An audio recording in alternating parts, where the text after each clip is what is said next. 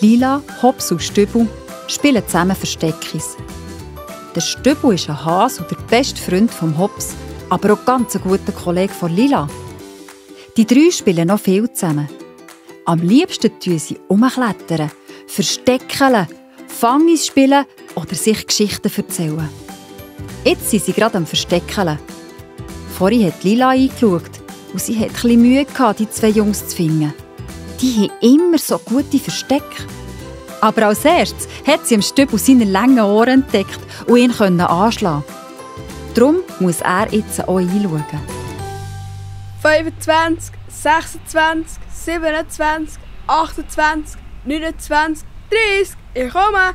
Hinter dem Ziel, vor dem Ziel gilt nicht. Der Hops und die Lila haben sich versteckt.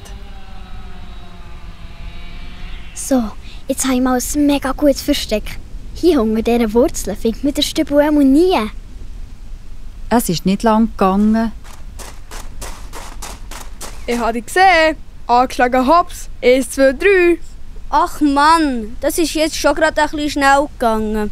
Lila, versteck dich gut. Hab die Mucksmüseli still. Nicht bewegen, gell? Lila hat sich nicht bewegt. Sie war zufrieden und hat ein bisschen in sich hineingelacht. Habe ich gewusst, dass das ein super Versteck ist. Das sucht der Stübel ewig. Ja, wirklich. Der Stübel hat sie nicht gefunden. Es ist einfach nichts passiert. Die Lila wartet und wartet und wartet. Da streckt sie mal ganz säuferlich ihren Kopf aus dem Versteck raus und schaut es um. Hä? Niemand rum. Ich glaube, der Stübel sucht in die ganz falsche Richtung. Die Lila hat den Kopf noch mal eingezogen und weiter gewartet. Langsam ist es ihr ein bisschen komisch vorgekommen und sie hat fast ein bisschen Angst bekommen. Finden die mich wirklich nicht? Oder haben sie mich vergessen? Vielleicht wollen sie einfach nicht mit mir spielen und lassen mich extra im Versteck. Hallo? Stübel? Hops? Wo seid ihr?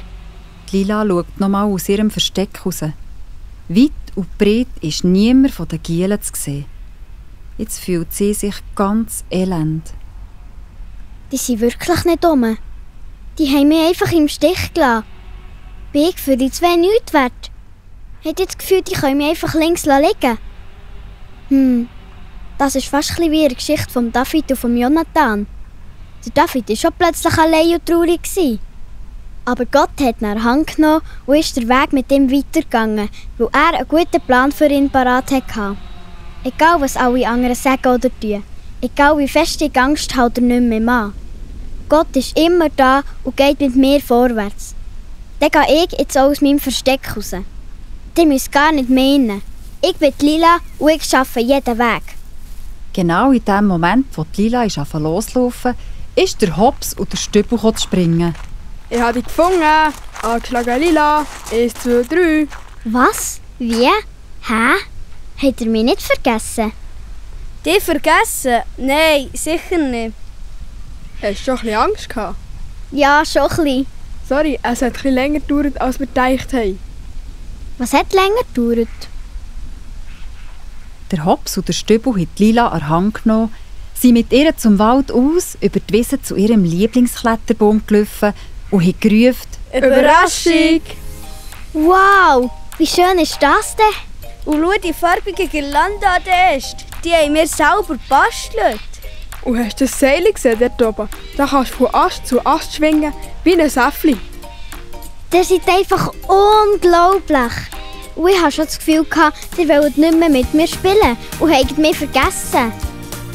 Lila, ich könnte dich nie vergessen.